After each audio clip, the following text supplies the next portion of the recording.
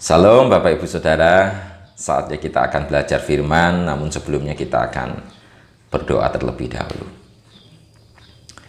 Bapa dalam surga, hari ini kami ingin belajar firman-Mu, kami memerlukan Roh Kudus-Mu untuk memenuhi kami, untuk menguasai kami, supaya kami mendapatkan kebenaran yang objektif tentang firman di dalam hidup kami. Biarlah Engkau juga menuntun kami untuk mengerti, memahami, menyimpan, lalu mengeksekusi firman Tuhan ini bersama-sama dengan Roh Kudus. Pimpinlah kami di dalam pemberitaan firman Tuhan ini. Dalam nama Yesus. Amin. Bapak Ibu Saudara, saya diberkati Tuhan oleh firman Tuhan yang disampaikan oleh Pendeta Randy pada hari Rabu kemarin. Dan saya hari ini ingin melanjutkan apa yang sudah beliau beritakan. Kalau beliau sudah menyampaikan dengan begitu jelas sekali tentang pencuri datang hanya untuk membunuh dan membinasakan, saya ingin melengkapinya dengan hal-hal teknis, hal-hal praktis di dalam hidup kita. Mari kita buka lagi Alkitab kita dalam Yohanes pasal 10 ayat yang ke-10. Saya akan bacakan untuk saudara. Pencuri datang hanya untuk mencuri dan membunuh dan membinasakan. Aku datang supaya mereka mempunyai hidup dan mempunyainya dalam segala kelimpahan. Saudara, ada sebuah keluarga yang diberkati oleh Tuhan. Ia merasakan sukacita yang begitu besar oleh karena anugerah Tuhan. Mendapatkan berkat oleh karena anaknya diterima di dalam sebuah pekerjaan. Dan itu adalah pekerjaan yang menurut dia adalah sebuah pekerjaan yang baik, yang indah.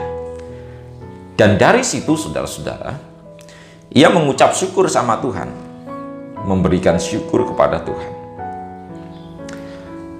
Dan ketika ia bereuforia di dalam Tuhan, bersyukur di dalam Tuhan, bersukacita, merasakan berkat Tuhan yang begitu luar biasa, tiba-tiba saudara-saudara, ada orang-orang yang di sekitarnya yang tidak suka dengan dia, yang tidak suka dengan berkat Tuhan yang diterima oleh keluarga ini. Akhirnya apa yang terjadi, saudara? Akhirnya seseorang tersebut memfitnah atau memberikan pernyataan-pernyataan yang buruk tentang keluarga yang diberkati oleh Tuhan tersebut. Saudaraku sekalian, dan yang luar biasa sekali adalah apa yang dilakukan oleh seseorang tersebut kepada keluarga yang diberkati Tuhan ini ternyata membuat perasaan keluarga yang diberkati Tuhan ini menjadi sedih, menjadi hilang, menjadi sukacitanya berkurang. Ia tidak lagi merasa bahagia dengan berkat Tuhan yang diterimanya, tetapi justru dia menganggap bahwa berkat Tuhan ini menjadi pemicu sebuah kekacauan di dalam kehidupannya. Saudaraku sekalian dikasihi Tuhan, saya ingin menyampaikan sesuatu bahwa itu adalah pekerjaan iblis. Firman Tuhan katakan, saudara-saudara, bahwa pencuri datang untuk mencuri, membunuh, dan membinasakan. Pencuri itu siapa? Iblis. Apa yang dicuri dari iblis? Apa yang dicuri iblis di dalam hidup orang percaya? Yang dicuri oleh iblis di dalam hidup orang percaya adalah ini, harta yang tidak bisa dimakan oleh ngengat dan karat. Adalah sebuah sukacita oleh karena karya Tuhan, berkat Tuhan, kelimpahan yang Tuhan sudah berikan di dalam hidup kita sekalian, itu yang ingin dicuri oleh iblis. Sukacita, damai sejahtera, bahagia, itu yang ingin dicuri oleh iblis. Caranya macam-macam. Caranya menempatkan orang-orang yang tidak suka dengan dia, menempatkan orang-orang yang penuh dengan kebencian terhadap dia, menempatkan orang-orang yang selalu mereka-reka kejahatan dengan dia.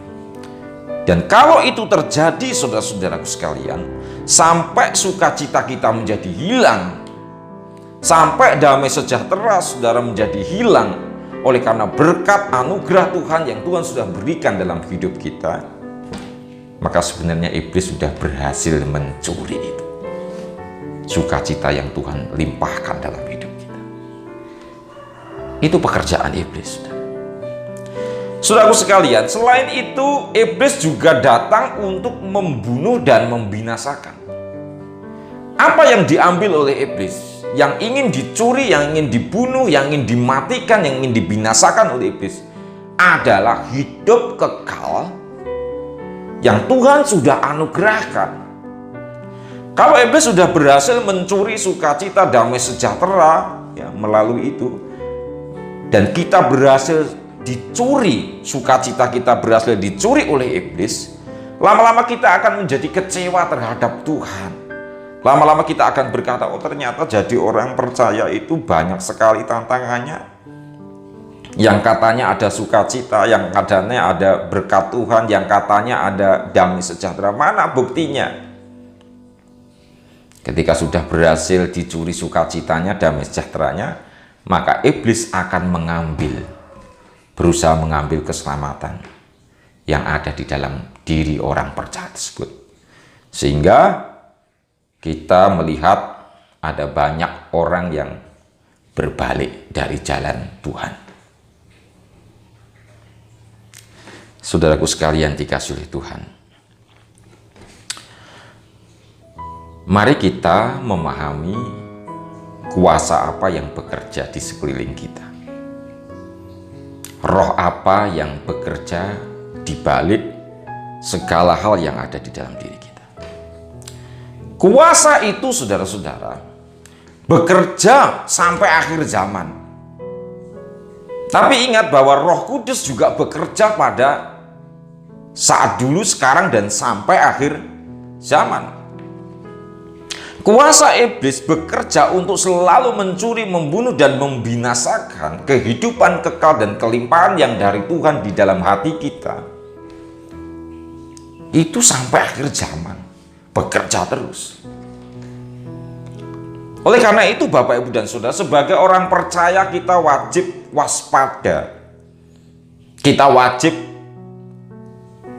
memahami, mengerti, membedakan itu roh apa yang bekerja di dalam kehidupan kita sebagai orang percaya. Bukan hanya melalui orang-orang yang belum mengenal Tuhan, tetapi melalui saudara-saudara seiman kita. Bahkan melalui saudara-saudara sepupu, saudara kandung, orang tua, anak, dan lain sebagainya. Kita perlu mengenal kuasa apa yang bekerja di balik semuanya itu. Kalau kuasa itu menghancurkan, saudara-saudara, penuh dengan kebencian, penuh dengan ingin menghancurkan, penuh dengan motivasi yang panas, dendam, membara, berarti itu adalah kuasa yang bekerja ingin menghancurkan karya Tuhan yang ada di dalam hati hidup kita. Saudara, saya pernah di suatu tempat ketika saya melayani, waktu itu saya belum punya istri, masih bujangan. Pekerjaan saya adalah pendeta hamba Tuhan. Itu ada sesuatu yang tidak normal di kalangan masyarakat. Karena apa? Karena biasanya orang-orang itu kan kerja di pabrik, tapi kenapa saya enggak? Saya enggak kerja apa-apa, tetapi bisa hidup, bisa makan, dan bahkan mohon maaf bisa berbagi, sedikit berbagi kepada masyarakat. Saudara-saudara, saya sukacita berbagi. Ya.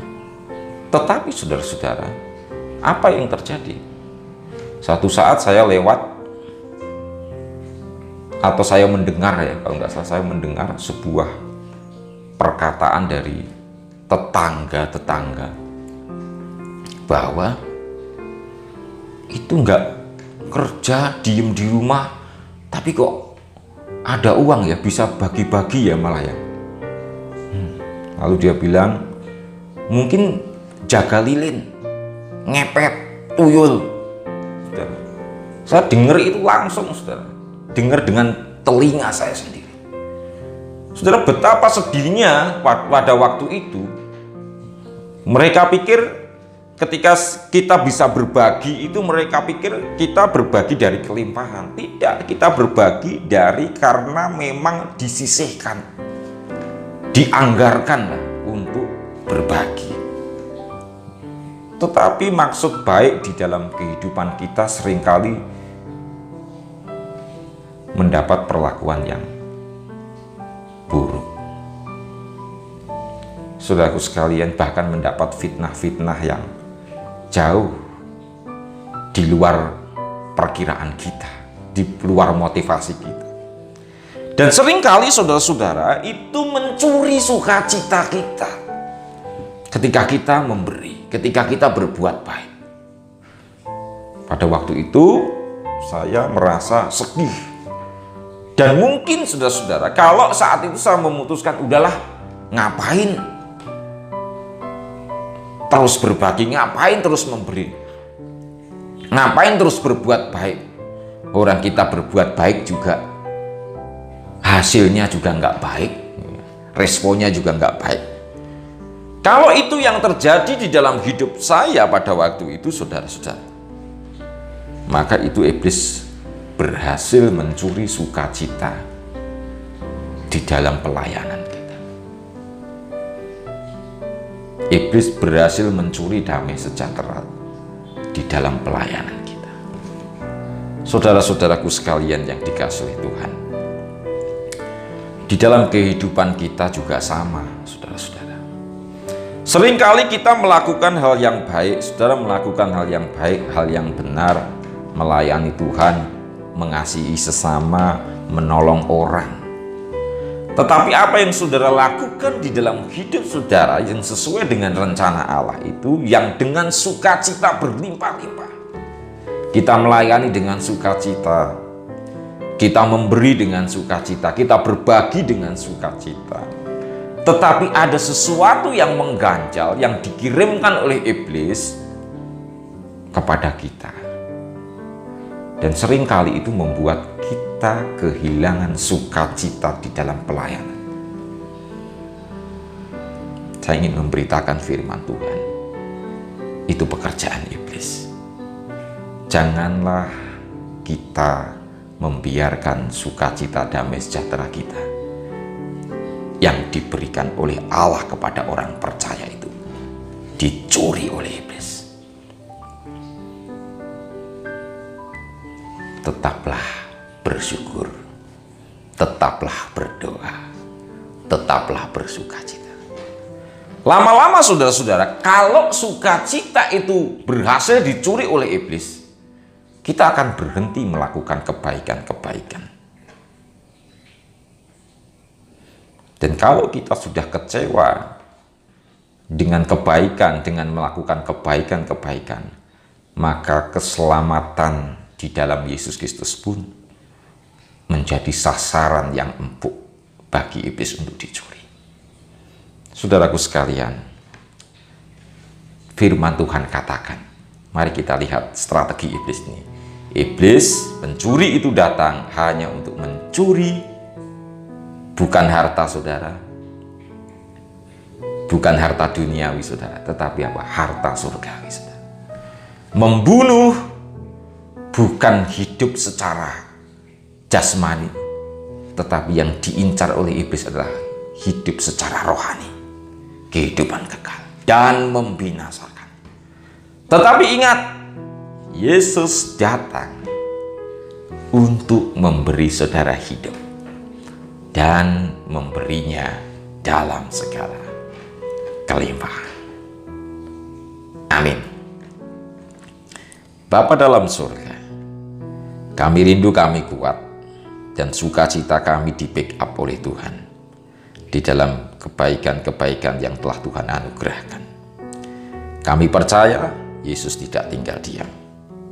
Engkau berkarya atas kami semua yang berlindung di bawah kaki Tuhan. Dalam nama Yesus. Amin.